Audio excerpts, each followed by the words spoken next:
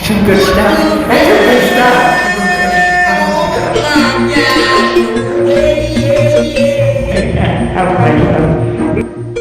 So, A Nightmare on Elm Street 5, The Dream Child, tells the continuing story of the previous final girl Alice, who must defeat the dream demon Freddy Krueger when he goes after her conceived baby. Hey everybody, how's it going? It's me, Devin Hollister, and today we're going to talk about the next part of my review series of the Nightmare on Elm Street movies, Part 5, The Dream Child.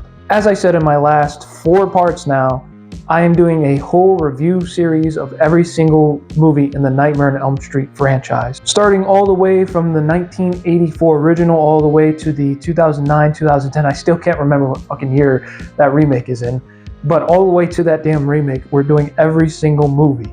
So now we're on part 5, which is The Dream Child, and this is actually my first time watching this movie, just like a whole bunch of other ones I haven't seen. Last time we left off with a brand new character with, new final girl, after leaving Nancy and unfortunately the death of all the characters that had survived the 3rd film into the 4th film. But now we're on the 5th film, and again we are following Alice Johnson, who is again going against Freddy, who is unfortunately going after her conceived child. And I thought this was a very interesting concept upon reading upon what the film was about.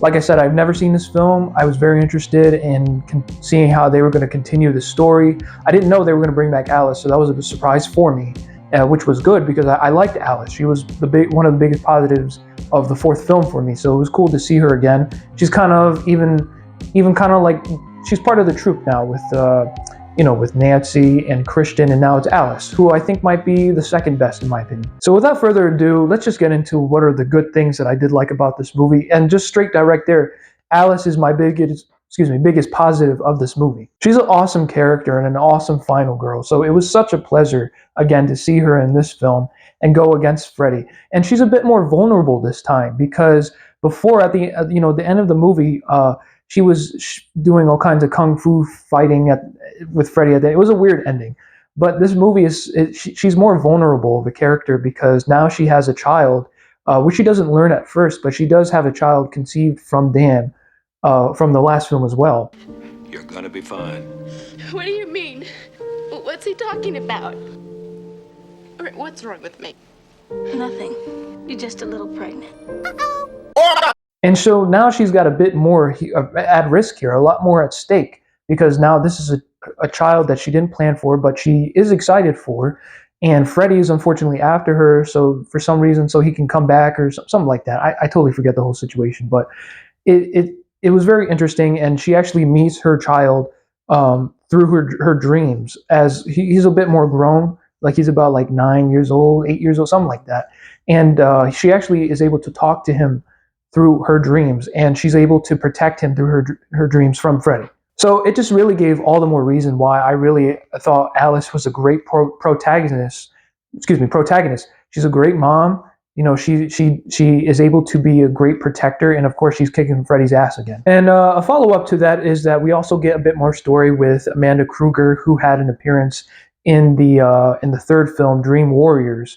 But it was cool to see Amanda Krueger again because we actually get to see the actual backstory that she talked about in the 3rd film, and we actually see that through the eyes of Alice through her dream. And of course, it's important. It's an important element of the story because it brings on, like I said in the 3rd film, it brings on a whole other horror element to Freddy that is just completely insane and truly horrifying. And just like the 4th film, going on for things that I really did like about this film, there is a lot of good visuals and practical effects in this movie. Like seriously, there's some of the best I've ever seen from this timeline of horror movie. You've got a lot of insane, really awesome practical effects here. One of my favorite scenes that I'll talk about now actually is the biker scene where unfortunately the character Dan dies in the beginning of the film, and you get this whole crazy like zombie robot biker thing going on. It was so weird where where Freddy is like he's attaching Dan to the bicycle through all these metal pipes and stuff, and he's like zombifying him,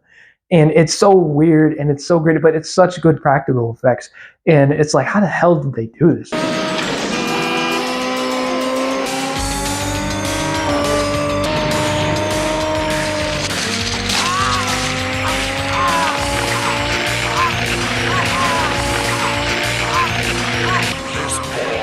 The need for speed.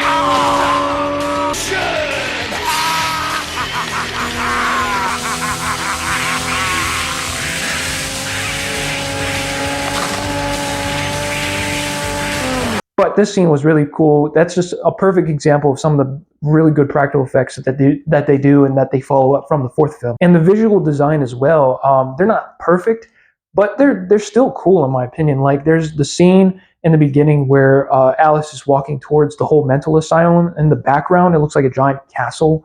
While obviously it doesn't look that real, it's still convincing in my opinion. Like if you saw that and be like, okay, I could still get by that. I could still believe that is actually there, and it is a decent visual effect. And the majority of the set design in this movie is really done well. The whole third act where they're in the mental asylum where Freddy was conceived by these hundreds and hundreds of insane bastards, whatever the hell they are. The whole set design in that third act is awesome. I mean, this whole movie is awesome with the set design, the visual effects, and the practical effects. Oh yeah, and my other favorite scene, I'd probably honestly say that this is my favorite scene in the entire movie, is the scene where there's like a whole comic gimmick going on where the character, I forget his name, but he goes to sleep and he's like an artist or whatever. He draws a lot of comic characters and he's battling Freddy in his dream like as a superhero, and Freddy becomes like this big buff, villain, comical bad guy. It's a funny scene. It's a really fun scene, even though I have a major problem with it that kind of ties to the whole the big problem with this whole movie, which I'll talk about in a second. That whole scene itself, though, I can truly get by. It's really fun. It was really enjoyable, even though it was very short. I really did like it. And then just kind of, again, going off from the point I was talking about with Alice, the whole story in general is a good, easy story to follow. It's not the best. It's not the most well-written, but it's a good, fun story to watch. I would say it's pretty decent. It's just a basic concept. Freddy comes back. He goes after the child. Alice protects the child. She uses her dreams. She teams up with whatever friends are left before they're dead. And they just defeat Freddy again. And they use Amanda Krueger, which is good, was an awesome ending as well. And And so now I'll just get on to the bad things, quote unquote, or just the things I didn't like about this movie. I guess I could just start off with what the biggest problem of this movie is. And the biggest problem with this movie for me was that Freddy is not scary at all. This is the first movie I've gotten so far in this franchise where I can say that Freddy just doesn't feel like a horror character to me anymore. He just feels like he's there for comedy relief, which it works. I mean, I genuinely did laugh at almost every scene that he was the wacky Freddy in. Bon appetit! But he's just not scary, and that ruins the whole point of Freddy for me. And I'm sure a lot of fans who are fans of this franchise, and I'm sure a lot of you agree with me when I say that scary Freddy is better than comedy Freddy, or there's a good balance between both because he's very good at both. The reason why Dream Warriors is so fucking awesome is because there's a perfect balance between really scary ass Freddy and comedy Freddy. Like there's a good balance. There's good one-liners, there's good moments to have comedy, and there's good moments to have scary, and Freddy is awesome in both. And combined, it makes a beautiful thing. But this movie just goes all out, just comedy. And I've heard a lot of things about the next movie as well. I've heard that it's probably one of the worst that we get from Freddy, so I can't wait for that one. My other problem is his whole revival scene, okay? Now, maybe someone can explain it to me. I watched the intro like twice, and I still cannot tell you how it makes sense that Freddy came back. So Alice just ends up having a dream. Alice has a dream. She's in the mental asylum, and Freddy is like this baby or whatever. He comes out of Alice's body in the dream as a baby, and he goes into the grave that he was set into at the end of the fourth film, and somehow he comes back. Like, I understand that Freddy has power when you remember him or something like that, but she literally defeated him at the end of the fourth film, and he was released all the souls. So I don't really understand what allowed him to come back in the first place, other than her remembrance. If someone can explain it to me better, maybe I can understand. I just didn't understand that, and so unfortunately I had to put it as a negative. Because at the end of the day, it just seems kind of lazy, and they just had no idea how to bring him back, so they just came up with like the most random shit. And then my final negative, or bad thing of the movie, is Joe Seeley's performance. Now, even though I do love the whole comic book scene, that guy's acting in this movie is atrocious. Everything he said and how he said it in this movie, I'm sorry. His character's cool because of what he does and how he ends up dying, but this guy's performance I'm sorry, his acting is bad. It's really bad. And I believe he's the assistant director of this movie. Correct me if I'm wrong, but I read he was the assistant director. So, Joe Steely, I don't know what you've been doing since then. Hopefully I get to see you again in some other film, but your performance in that movie was not good. I'm sorry. But overall, guys, I actually think this sequel was not bad. What's funny is that I've heard a lot of things that the more you watch these movies, like the more sequels you go into, the worse they get. I'm still not at that point yet. Like I'm getting there now because Freddy, like I said, Freddy's not scary anymore. He's just there as Freddy, but funny. But I still think that this movie is actually a pretty decent sequel. I didn't really hate it at all. Like I thought it was still entertaining to get through. Again, Alice is awesome. Great visual, practical effects, everything. I thought this movie was great, guys. So totally check out the sequel if you guys have not seen it. And next week I will be doing the Bob Marley movie. I know it just came out yesterday, but I'm waiting for some people to watch it with me, so I'll be doing that over the weekend.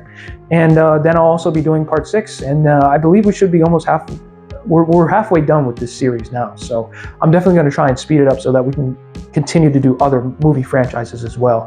I haven't decided which one, but it's definitely going to be a horror one. Well, everybody, that's all I got. Thanks for watching. I hope to see you guys next time on my next review. Please subscribe and like if you enjoyed my review, guys, and leave a comment. Let me know what you guys thought of this movie. Thank you all. I'll see you all later. That's some good stuff. That's some good stuff.